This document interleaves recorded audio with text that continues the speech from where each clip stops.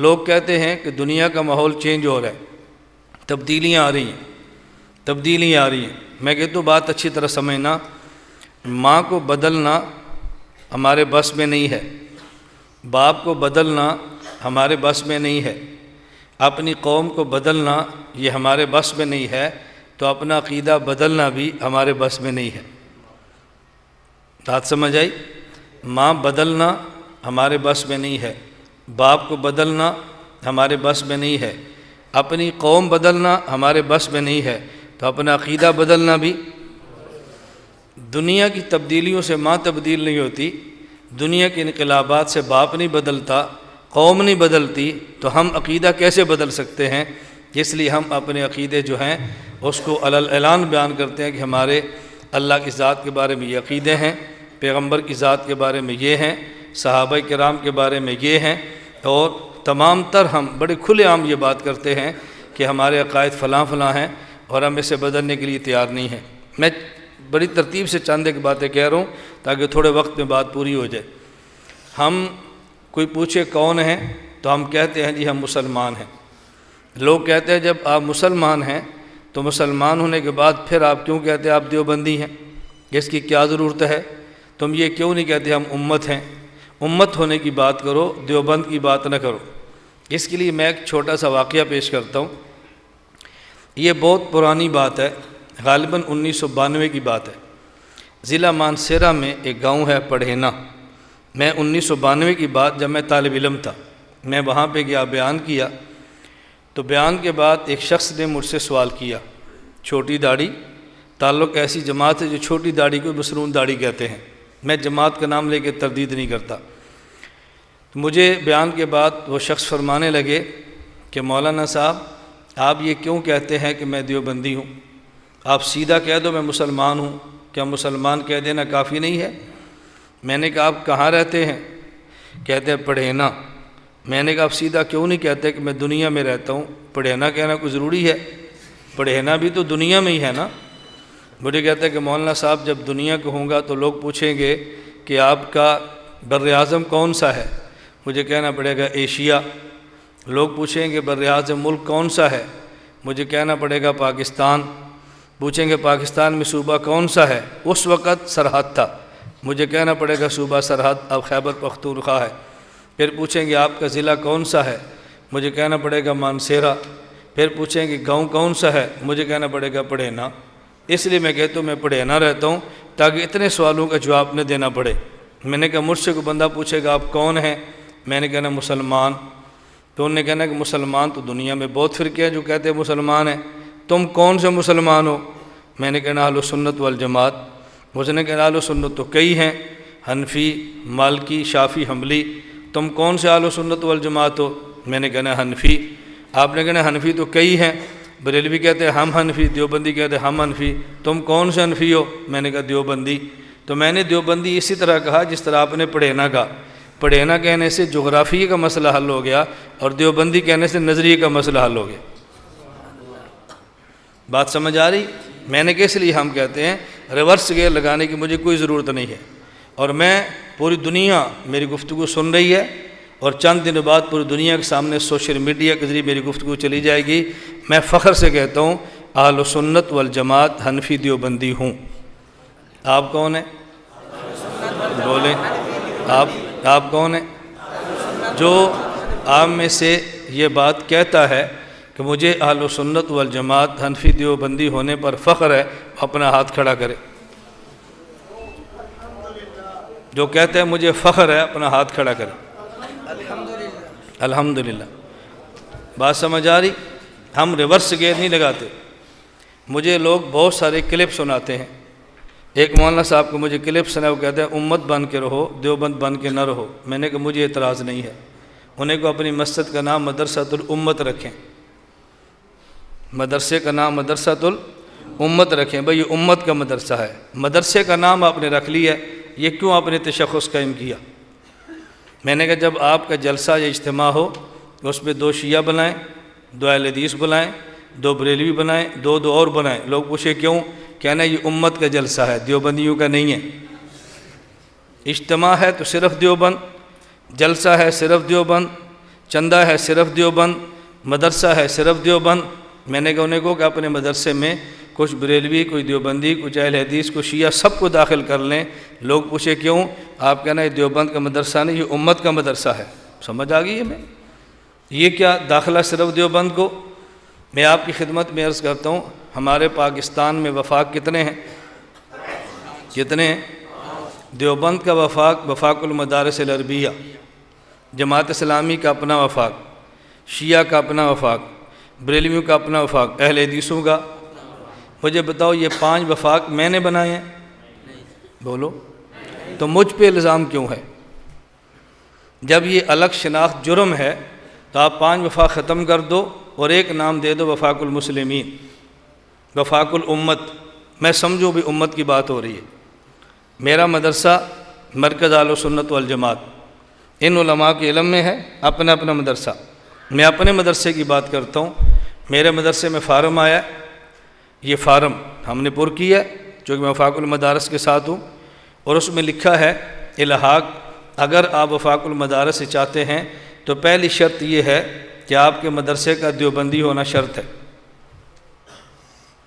پہلی شرط آپ کے مدرسے کا دیوبندی ہونا۔ میں اگر اپنے الحاق فارم میں دیوبندی نہ لکھوں تو مجھے میرے اکابر ماننے کے لیے تیار ہی نہیں ہے، میرا مدرسے کا الحاق ہی نہیں ہوتا۔ اور حیران کن بات یہ ہے کہ گورنمنٹ میرے مدرسے کو قبول نہیں کرے گی کہ تو نے ساتھ دیوبندی کیوں نہیں لکھا۔ تو جب آپ نے شرط لگائی ہے الحاق کے لیے دیوبندی ہونا شرط ہے، تو پھر دنیا کو بتانے میں کیا حرج ہے کہ ہم دیوبند والے ہیں؟ میرا جرم یہ ہے جو لکھتا ہوں وہ کہتا ہوں، اور جو کہتا ہوں وہ لکھتا ہوں۔ یہ ہمارا جرم ہے، جو کہتے ہیں وہ لکھتے ہیں، اور جو لکھتے ہیں وہ ہم کون ہیں؟ اہل سنت والجماعت حنفی دیوبندی۔ ہمیں اس پہ فخر ہے، ہمیں اس کو عیب نہیں سمجھتے، اور اس کی وجہ سمجھنا، اس کی وجہ یہ ہے کہ دیوبند والوں نے ہمیں 2 چیزیں دی ہیں۔ دنیا میں 2 چیزیں انسان کو چاہیے، توجہ رکھیں، دنیا میں 2 چیزیں انسان کو چاہیے۔ پہلی چیز انسان کو نظریہ اور عقیدہ چاہیے تاکہ دنیا، قبر، حشر میں آدمی کو نجات ملے۔ نمبر 2، آدمی کو رہائش کے لیے مکان چاہیے۔ پہلی چیز مکان ہے، مکان کے بعد پانی، مکان کے بعد کپڑے، مکان کے بعد خوراک۔ اگر آپ کے پاس رہنے کے لیے کوئی جگہ ہی نہیں ہے، پانی آپ کیا کریں گے؟ کپڑے آپ کیا کریں گے؟ آپ کو خوراک کو کیا کریں گے؟ تو نجات کے لیے ایک چیز چاہیے نظریہ، اور رہنے کے لیے ایک چیز چاہیے جگہ۔ دیوبند علماء نے ہم پہ 2 احسان کیے ہیں، ہمیں نجات کے لیے نظریہ بھی دیا ہے اور ہمیں رہائش کے لیے پاکستان کا ملک بھی دیا ہے۔ تو میں دیوبند کو کیسے بھول جاؤں؟ ہم کیسے ریورس گیئر لگا لیں؟ ہم کیسے چھوڑ دیں؟ علماء دیوبند نے احسان کیا، نظریہ بھی دیا ہے، اور علماء دیوبند نے احسان کیا کہ ہمیں پاکستان بھی دیا ہے۔ لہٰذا علماء دیوبند نے ہمیں نظریہ دیا، ہم اس نظریے کا تحفظ دلائل سے کریں گے۔ ہمیں پاکستان رہنے کے لیے دیا، ہم خون کا آخری قطرہ دے کر بھی پاکستان کی حفاظت کریں گے انشاءاللہ۔ ہم اس نظریے میں ہونے والا فساد بھی برداشت نہیں کرتے، اور اس ملک میں ہونے والا فساد بھی برداشت نہیں کرتے۔ نہ ہم نظریاتی خانہ جنگی کا قائل ہیں، اور نہ ہی ہم جغرافی اور ملکی خانہ جنگی کے قائل ہیں۔ یہ میں بات ٹھیک کہہ رہا ہوں یا غلط کہہ رہا ہوں؟ اس لیے میں نے کہا اہل سنت والجماعت حنفی دیوبندی ہے۔ یہ ان دنوں میں ایک فضا پوری دنیا میں چل رہی ہے، جو میڈیا میں آتا ہے، جو کلپ بناتا ہے، جو سوشل میڈیا میں آتا ہے، دیوبندی مت کہو، دیوبندی مت کہو۔ میں نے کہا پھر کیا کہیں؟ بتاؤ مجھے، بتاؤ۔ رسول اللہ صلی اللہ علیہ وسلم کی امت کی 2 قسمیں ہیں۔ ہمارے بھی سوال ہیں، ہم دلیل سے بات کرتے ہیں، اس کے جواب دو۔ رسول اللہ صلی اللہ علیہ وسلم کی امت کی 2 قسمیں ہیں، ایک وہ جس نے حضور کو مانا، اور ایک وہ جس نے حضور کو، جس نے پیغمبر کو مانا اور کلمہ پڑھا اسے کہتے ہیں امت اجابت، اور جس نے کلمہ پڑھا نہیں پڑھا اور نبوت کو نہیں مانا اسے کہتے ہیں امت۔ آپ کہتے ہیں امت بن کے جیو۔ پھر اگلا سوال ہوگا کون سی امت، امت اجابت یا امت دعوت؟ اب ایک لفظ اور بڑھاؤ، ہم امت اجابت ہے۔ پھر امت اجابت تو ٹکڑوں میں بڑی بڑی ہے، تمہیں تو مسلمان لوگ ماننے کے لیے تیار نہیں ہے، وہ کہیں کہ تم امت دعوت ہو، تم کم امت اجابت ہے، پھر لڑائی شروع ہوگی۔ اس لیے سیدھی سی بات کرو، ہم مسلمان بھی ہیں، ہم سنی بھی ہیں، ہم حنفی بھی ہیں اور ہم دیوبندی بھی ہیں۔ یہ جو ریورس گیئر لگا ہے، یہ جو ہم نے بیک گیئر لگائے ہیں، اس کی وجہ بہت سارے حضرات کو خدشہ یہ ہے ہم خود کو دیوبندی کہیں گے تو ہم مسائل کا شکار ہوں گے۔ میں کہتا ہوں ایسا نہیں ہو سکتا۔ اس کی وجہ دیوبند کی پہچان اور دیوبند میں معیار اور دیوبند میں ایسا شخص کہ جو دیوبندیت کا معیار ہے، اس کا نام ہے شیخ الہند حضرت مولانا محمود حسن دیوبندی نور اللہ مرقدہ۔ یہ بنیاد اور معیار ہے وہ شخص دیوبندیت کے لیے۔ آپ اس کو پڑھ لیں تو آپ کے پاس پاکستان میں رہتے ہوئے مسائل پیدا نہیں ہوں گے۔ اگر مسائل پیدا ہوں گے تو شیخ الہند نے مسائل کا حل بھی دیا ہے، وہ مسائل آپ کے حل بھی ہو جائیں گے انشاءاللہ۔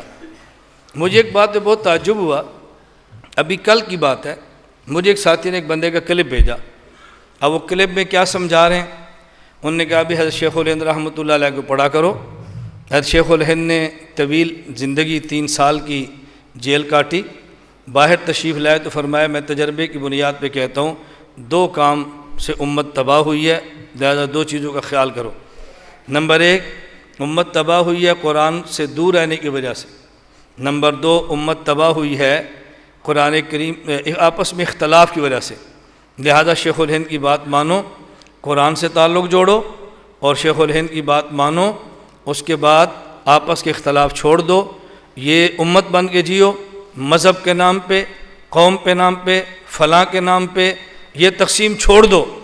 میں نے کہا آپ نے کس شیخ الہند کو پڑھا ہے؟